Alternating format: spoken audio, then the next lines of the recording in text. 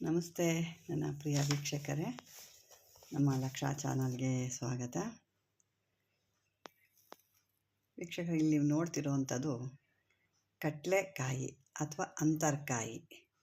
ಒಬ್ಬೊಬ್ಬರು ಒಂದೊಂದು ಕಡೆ ಹೇಳ್ತಾರೆ, ಒಬ್ಬರು ಅಂತರಕಾಯಿ ಅಂತಾರೆ, ಒಬ್ಬರು ಕಡಲೆಕಾಯಿ ಅಂತಾರೆ. ಇದನ್ನು ಸಾಕಷ್ಟು ಜನ ಕೇಳ್ತಾಯಿದ್ರು, ಯಾವ ರೀತಿ ಮಾಡೋದು, ಹೇಗೆ ಮಾಡೋದು ಅಂತ. ಯಾಕೆಂದರೆ ಇದು ಸಾಕಷ್ಟು ದಿಗ್ಬಂಧನ ಏನು ಮಾಡ್ತೀವೋ ಅದ್ರ ಸಮ ಇದು ಕೂಡ ಒಂದು ಕಡಲೆಕಾಯಿ ಅಥವಾ ಅಂತರಕಾಯಿ. ಅಂದರೆ ಈ ಕಾಯಿನ ನಾವು ನೆಲಕ್ಕೆ ಬೀಳಿಸ್ಬಾರ್ದು, ಮೇಲಿಂದನೇ ಕಿತ್ಕೊಂಡು ಅಲ್ಲೇ ಒಂದು ಚೀಲಕ್ಕೆ ಹಾಕ್ಕೊಂಡು ಬರಬೇಕು. ಮಾಡಬೇಕಾದ್ರೂ ಅಷ್ಟೇ, ನೀವು ನೆಲದಲ್ಲಿ ಇಡಬಾರ್ದು. ಮೇಲೆ ಒಂದು ಏನಾದರೂ ಇದ್ರ ಇಟ್ಕೊಂಡೇ ನೀವು ಮಾಡಬೇಕಾಗುತ್ತೆ. ನೋಡಿ, ನಾನು ಈಗಲೂ ಕೂಡ ನೆಲದಲ್ಲಿ ಇಕ್ಕಿಲ್ಲ, ಒಂದು ಬುಟ್ಟಿ ದಬ್ಬ ಹಾಕಿ ಅದ್ರ ಮೇಲೆ ಕಾಯಿ ಆ ಕಡೆಗೆ ಉಳ್ಳುತ್ತೆ. ಹಾಗಾಗಿ ನಾನು ಬೇರೆದ್ರ ಮೇಲೆ, ಮರದ ಮೇಲೆ, ಟೇಬಲ್ ಮೇಲೆಲ್ಲ ಇಕ್ಕರೆ ಉಳ್ಳಾಡುತ್ತೆ. ಹಾಗಾಗಿ ನಾನು ಒಂದು ಬುಟ್ಟಿ ಇಕ್ಕಿ ಅದಕ್ಕೊಂದು ಒತ್ತು ಕೊಟ್ಟಿದ್ದೀನಿ. ಆ ಕಡೆ ಈ ಕಡೆ ಒಂದು ಕೊಟ್ಟು ನಾನು ಮಾಡ್ತಾಯಿದ್ದೀನಿ, ಮಾಡಿಟ್ಟಿದ್ದೀನಿ. ಇದು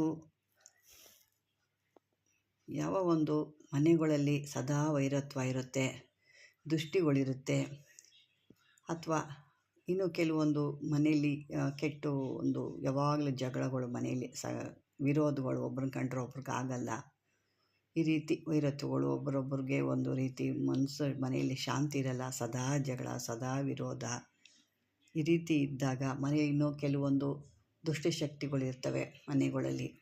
ಅಂಥದ್ಕೆಲ್ಲ ಇದನ್ನು ಕೆಲವೊಂದು ಮನೆಗಳಲ್ಲಿ ನೆಗೆಟಿವ್ ಅಥವಾ ಭೂತ ಚೇಷ್ಟೆಗಳು ಅಂತ ಹೇಳ್ತೀವಿ ಕೆಲವು ನಾವು.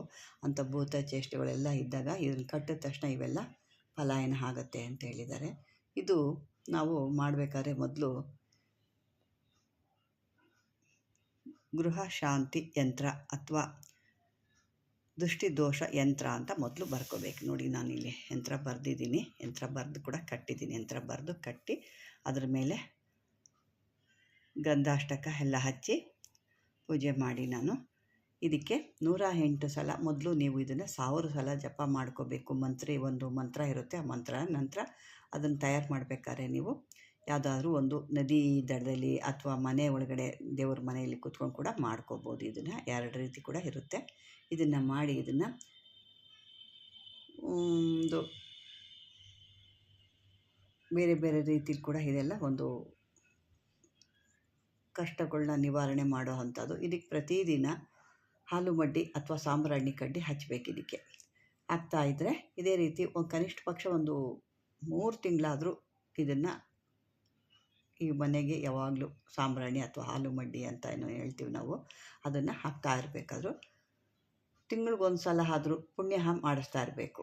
ಈ ರೀತಿ ಮಾಡಿಸ್ತಾ ಇದ್ದಾಗ ಅದಕ್ಕೆ ಪವರ್ ಇರುತ್ತೆ ಮತ್ತು ಅದಕ್ಕೆ ಯಾವುದೇ ರೀತಿ ತೊಂದರೆಗಳು ಆಗಲ್ಲ. ಮನೆಯಲ್ಲಿ ಯಾವುದೇ ರೀತಿ ಕಟ್ಟು ಅಥವಾ ಇಂಥದ್ದು ಏನಾದ್ರು ತೊಂದರೆ ಇದ್ದರೆ ಈ ಒಂದು ಇದರಿಂದನೇ ನಿಮಗೆ ಎಷ್ಟೋ ಕೆಲಸಗಳು ಕೂಡ ನಿಮಗೆ ಸಾಧ್ಯ ಆಗುತ್ತೆ. ಇದಕ್ಕೆ ಮಂತ್ರ ಎಲ್ಲ ಬಂದು ಕೆಲವೊಂದು ರೀತಿ ಬರುತ್ತೆ. ಮೊದಲು ನೀವು ಕಾಯಿನ ಏನು ಇಳಿಸ್ಕೊಂಡಿರ್ತೀರ ಅದನ್ನು ಗಾಯತ್ರಿ ಮಂತ್ರ ಹೇಳ್ಕೊಂಡೆ ಶುದ್ಧ ಮಾಡ್ಕೋಬೇಕು. ಅದನ್ನು ಬರೀ ನೀವು ಕಿತ್ತರೆ ತೆಗೆದು ಇಟ್ಕೊಬಿಟ್ರೆ ಎಲ್ಲ, ಮೊದಲು ಗಾಯತ್ರಿ ಮಂತ್ರ ಹೇಳ್ಕೊಂಡು ನೀವು ಇನ್ನು ಒಂದು ಪೂರ್ಣಫಲ ಕಾಯಿ ಸಿಪ್ಪೆ ಸಮೇತ ಇರುವಂಥದ್ದು ಕಾಯಿ ನೋಡ್ಕೊಳ್ಳಿ. ಅದನ್ನು ತೊಳೆದು ಅದಕ್ಕೆ ನೀಟಾಗಿ ಅರಿಶಿನ ಎಲ್ಲ ಬರಿಬೇಕು. ಇದಕ್ಕೊಂದು ಮಂತ್ರ ಇರುತ್ತೆ, ಸ್ವಲ್ಪ ದೊಡ್ಡದಿದೆ, ಅದನ್ನು ನಿಧಾನ ನೀವು ಅರ್ಥ ಮಾಡ್ಕೊಳ್ಳಿ. ಓಂ ದೇವಿ ನಾನೇನು ಕಂಡೆ, ನಾ ಮರುಳ ಕಂಡೆ, ನಾ ಕಟ್ಟಿದ ಕಟ್ಟು ಗಣಪತಿಯ ಕಟ್ಟು, ಸುರರ ಸುಳೆಯ ಕಟ್ಟು ಮಲಯಾಳ ಕಟ್ಟು, ಬಿತ್ತ ಒಳೆಯವ ಕಟ್ಟು ಮಲಯಾಳ ಚೌಡಿ ಕಟ್ಟು, 6 ಕೋಟಿ ಗ್ರಹ ಅರೆದು ಚೀಣವ ಮಾಡಿ ಕಟ್ಟು ಬಳ ಒಳೆಯಂ ಕಟ್ಟು, ಓಂ ಗಟ್ಟು ಸ್ವಾಹ. ಈ ರೀತಿ ಇದನ್ನು 5000 ಸಾರಿ ನೀವು ಸಿದ್ಧಿ ಮಾಡ್ಕೋಬೇಕು. ತದನಂತರ ಈ ತೊಳೆದು ಅರಿಶಿನ ಬಳಿತಿರಲ್ವ, ಆವಾಗ ಇದಕ್ಕೆ ಗಾಯತ್ರಿ ಮಂತ್ರ ಹೇಳ್ಕೋಬೇಕು.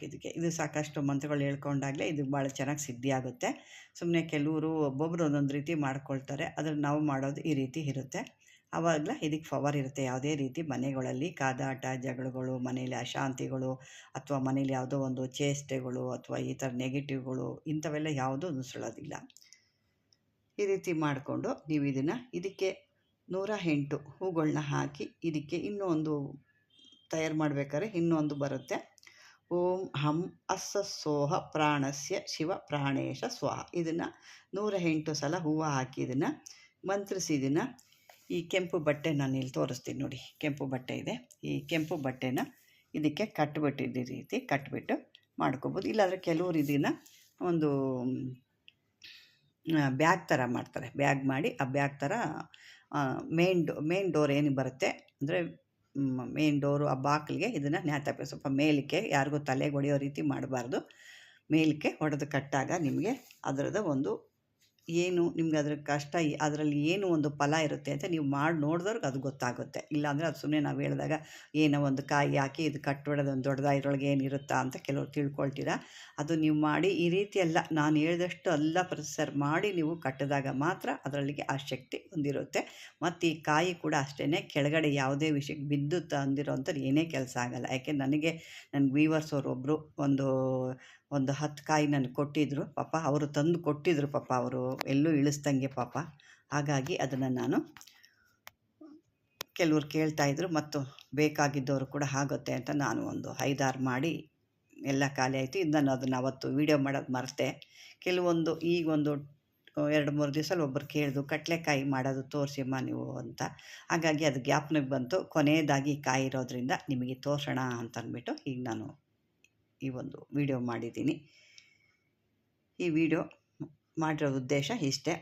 ಏಕೆ ಅಂತಂದರೆ ಎಲ್ಲರೂ ಒಂದು ಅವರವರೇ ತಂದು ಮಾಡಬೇಕು. ಕಾಯಿಗಳು ಸಿಕ್ಕೋದು ಕಷ್ಟ. ಯಾಕೆಂದರೆ ಅದು ಮರದಿಂದ ಕಿತ್ತಿ ತಂದು ಅದನ್ನು ನೆಲದಲ್ಲಿ ಎಲ್ಲೇ ನೀವು ತೊಗೊಂಡು ಬಂದಾಗಲೂ ನೆಲದಲ್ಲಿ ಎಲ್ಲೇ ಇಳಿಸ್ಬಾರ್ದು. ಅದನ್ನು ನೀವು ತಂದಾಗ ಕೂಡ ಯಾವುದನ್ನು ಅಂತರದಲ್ಲೇ ಇಡಬೇಕು. ಇದನ್ನು ಒಂದು ಚೀಲದಲ್ಲಿ ಹಾಕಿ ಅಂತರದಲ್ಲಿ ಇಟ್ಟಾಗ ಅದು ಒಂದು ಕೆಲಸಕ್ಕೆ ಬರುತ್ತೆ. ಇದು ಒಂದು ಮುಖ್ಯವಾದ್ದು. ಮತ್ತು ಇದು ಕಟ್ಟೋ ಅಂಥ ತಗಡುಗಳು ಏನು ಬರುತ್ತೆ ಅದನ್ನು ಶುದ್ಧಿ ಮಾಡ್ಕೋಬೇಕು. ನೀವು ಮೊದಲು ಶುದ್ಧಿ ಮಾಡಿ ಮನೆಗೆ ಯಾವುದಿದೆ, ಯಾವ ರೀತಿ ಭೂತ ಪ್ರೇತದಿದೆ ಆ ಒಂದು ತಗಡು ಅದನ್ನು ಬರಿಬೇಕು. ಇಲ್ಲ ಮನೆಗೆ ಗೃಹ ಶಾಂತಿದು ಅಂತ ಮಂತ್ರ ತಗಡು ಬರುತ್ತೆ ಅದನ್ನು ಬರಿಬೇಕು.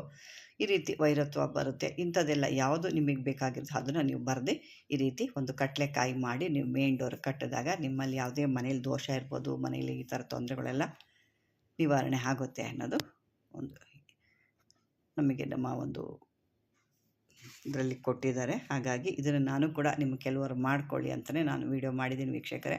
ಈ ವಿಡಿಯೋ ಒಂದು ನಿಮ್ಗೆ ಇಷ್ಟವಾದರೆ ಲೈಕ್ ಮಾಡಿ, ಶೇರ್ ಮಾಡಿ, ಆದಷ್ಟು ಸಬ್ಸ್ಕ್ರೈಬರ್ ಆಗಿ ಅಂತ ಹೇಳ್ತಾ ವೀಕ್ಷಕರೇ ಧನ್ಯವಾದ.